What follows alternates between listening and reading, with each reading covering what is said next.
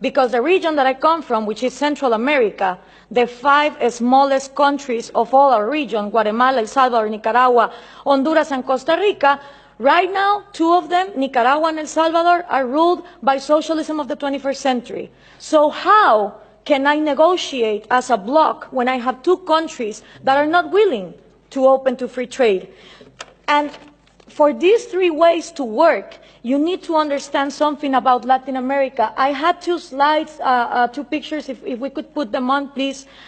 The first thing is Latin America has always been ruled by dictators. Then Fidel Castro comes in, and he is successful in making a Marxist guerrilla.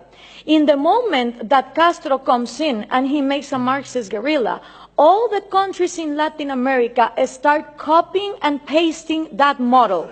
You had Marxist guerrillas everywhere, Guatemala, Nicaragua, Peru, trying to do the same thing as Castro, financed by the Soviet Union and with the intelligence of Cuba. 1989 comes, the Soviet Union collapses, and the left Marxist wing of Latin America, the socialist sectors, they are in trouble, because now they don't have the money of the Soviet Union to keep on going with these violent guerrillas, but they still want to come to power. So what do? Well, Fidel Castro gathers together with Lula da Silva, and they form the first Forum of Sao Paulo. The Sao Paulo Forum is a parliament that every year gathers together to further on the socialist agenda. And they start working on 1990. In 1998, they put their first president, Hugo Chavez. And that was a relief for Cuba, because the money that the Soviet Union was lacking to give, the oil of Venezuela started giving. And now that the oil prices are coming down, they are hoping for Colombia to advance on the agenda to give FARC, the Marxist guerrilla drug dealer of Latin America, places in power. If this happens, we're going to have the first narco-socialist government, which will mean that the money of drugs, it's infinite. It doesn't depend on the market like oil, and then you have another socialism of maybe the 22nd century. So what we need to understand is this regional strategy is not only put in place in Venezuela, it has been put in place and tested in Brazil, Argentina, Chile, Uruguay, Nicaragua, El Salvador. And the places where they haven't governed, they have people who are waiting to come to power.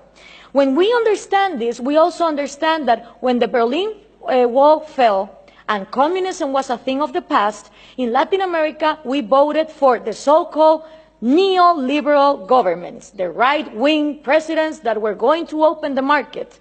These people gathered together in the Washington Consensus, and they promised that they would give us free market. What did they do? They privatized everything. They privatized electricity, trains, radio stations, but they didn't liberalize them. They gave them as oligopolies and monopolies to their peers, and this created crony capitalism.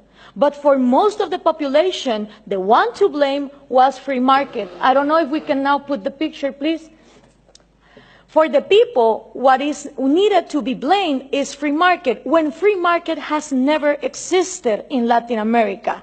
So it's always blaming the government, but expecting more government to come in and solve the problem, like this picture shows here. So what happened then? People started voting for socialism of the 21st century because they were going to, fix the mess that this crony capitalists did in the 90s. Venezuela was going to be the promised land. Caracas was going to be the New York City of Latin America. So what happened? All these people get in power, Chavez, Lula, Correa, Evo Morales, and instead of finishing with the privileges, the crony capitalism, the oligarchies, they become even worse.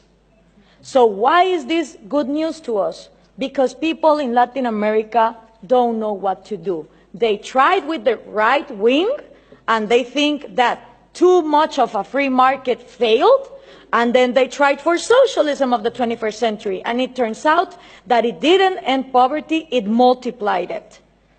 So right now, it's a great and excellent opportunity for people like us, for people who really defend liberties and freedom, not only economic liberties, but also individual liberties. Because in a moment where there is frustration to the left and to the right, and everything has been tried, and all of them are statists who want to control the economy, is great news for people like us who want to defend freedom.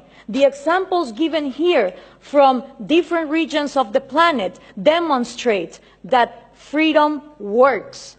So what we need to input from Europe to Latin America is the right messages. Those messages include that Scandinavia is not socialist, that we need trade more than aid, and in order for institutions to follow up, it's not about material equality, it's about equality under the law and the rule of law. Thank you very much.